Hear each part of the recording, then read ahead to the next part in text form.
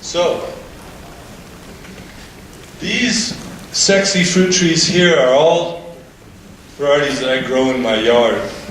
You know, you've got the sour cherries, the pears, apples, peaches, plums, and apricots. But, you know, also some of the minor fruits are important as well, like the American plum, the apple crabs, some people just call them edible crab apples, mulberries, and then unusual fruits like yellow-fruited chokecherry, which is a native one that grows around from the East Coast all the way to the West Coast. But this particular yellow-fruited one was found in Cheyenne, Wyoming in the 1930s, and it's still there today at the USDA horticulture station in Cheyenne. A lot of people probably don't even know about the Cheyenne station, and the reason why is because it closed in the 1974. But when it opened in the 1920s, the USDA had been sending out plant explorers from around the world to bring back plants for the people of the United States to utilize. And you know, their main focus on the early explorations were for edible plants, you know, or for fodder for our livestock.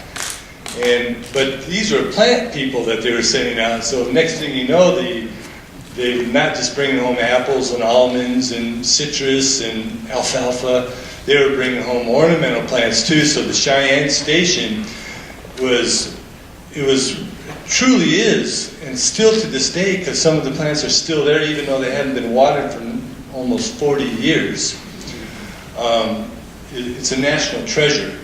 And this picture here shows their fruit orchards. They had tested over 5,000 fruit trees beginning in 1929 until 1963 when their work was finished and they made their recommendations.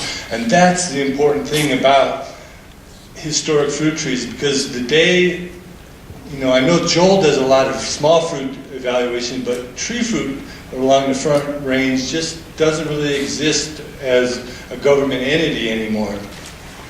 It started in 1929, and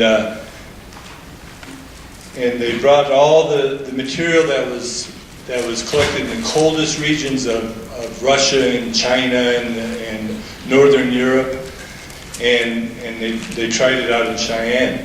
So I love this slide because the first thing they did, if you remember, you know, if you've ever been up to Cheyenne, you see it's mostly grasslands because it's in the middle of the Great Plains.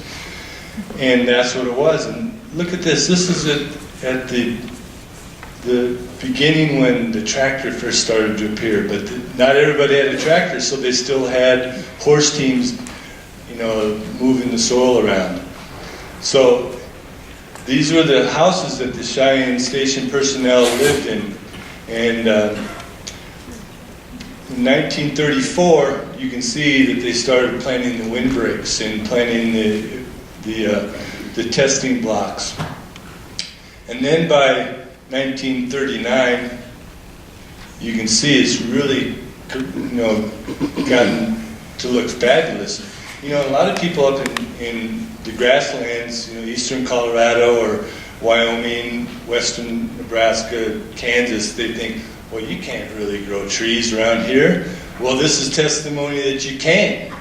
You know, and it especially helps that you have millions of dollars of federal funds behind you. And then, this picture was taken in 1989. So you can see, you can't even see the pictures anymore, or see the houses through the trees. But unfortunately, in 1974, it lost its funding and the station closed as a horticulture station and reopened as a grasslands research station. So the station still does grassland research through the USDA, but no longer horticulture research, and the plants were abandoned. And so in the past, going on 40 years, we've learned so much because the plants that survived are truly xeric plants. Unfortunately, apples are not zero. And this tree was, when they did the publication in 1962, the USDA's work was done, so they sent out the bulldozers to bulldoze the trees. But Gene Howard, who was my horticultural mentor when I was a young hort student, told me, well, there's too much valuable germplasm there.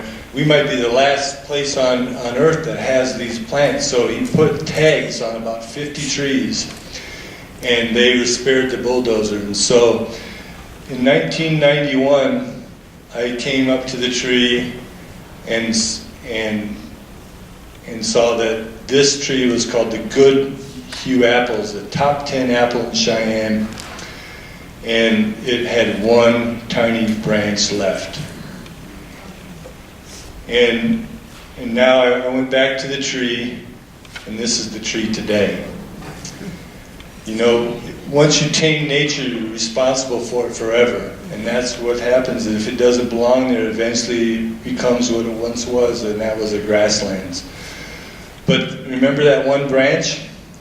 I took it. And I grafted it. And here it is today.